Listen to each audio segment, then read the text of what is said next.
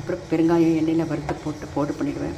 அதுக்கப்புறம் கொஞ்சம் மிளகும் சேர்த்துப்பேன், கொஞ்சம் சீரகம், கொஞ்சம் கடுகு வந்து நான் ட்ரையாக தான் ரோஸ்ட் பண்ண போகிறேன். அது ரொம்ப ஒரு சுவை கொடுக்கும், டைஜஷனுக்கு ரொம்ப ஈஸி. சீரகமும் கடுகும் ரொம்ப நல்லது, அது ஒரு ஃப்ளேவர் கூட கொடுக்குங்க. இந்த ஊறுகாலெல்லாம் போடுறோம் இல்லைங்களா, அந்த மாதிரி இது மிளகாத்தூள் இதே நான் போடலாம். இட்லி மிளகாத்தூள் நான் போட போகிறேன். ஸோ 3 கப்பு முழு உளுத்தம் பருப்பு, அதுக்கு 1 கப்பு கம்மி கடலைப்பருப்பு, எள்ளு, அப்புறம் காஞ்ச மிளகா. நான் 2 குண்டும் போட்டிருக்கேன், நீட்டும் போட்டிருக்கேன். ஃபஸ்ட்டு வறுத்துட்ட பிறகு தான் நான் கட் பண்ண போகிறேன் இந்த காம்பெல்லாம். ஏன்னா இப்போவே கட் பண்ணிவிட்டு அதில் உள்ள இருக்க சீட்ஸ் எல்லாம் வெளியே வந்து ரொம்ப காரமாயிடும். ஸோ இது வறுத்துட்டு இதை மட்டும் எண்ணெயில் கொஞ்சம் லைட்டாக எண்ணெயில் வறுத்துருவேன்.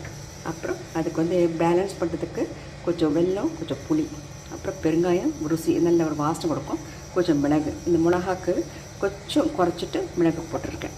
அப்புறம் ஜீரகம், கடுகு. இதில் நம்ம செரிக்கிறதுக்கு ஒரு நல்ல மார்னிங் இட்லி தொட்டு சாப்பிட சொல்ல இந்த மிளகு, ஜீரகம், கடலை, இந்த பெருங்காயம் இதெல்லாமே ஒரு நல்ல ஒரு இது கொடுக்கும், சீரண சக்தி கொடுக்கும்.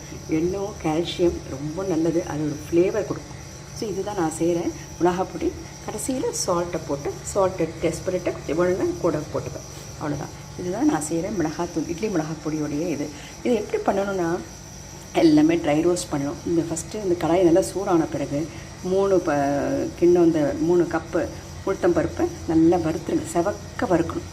அதை எடுத்து வச்சுருங்க. அதுக்கப்புறம் கடலைப்பருப்பையும் எல்லாமே சின்ன தீயில தான் வறுக்கணும்.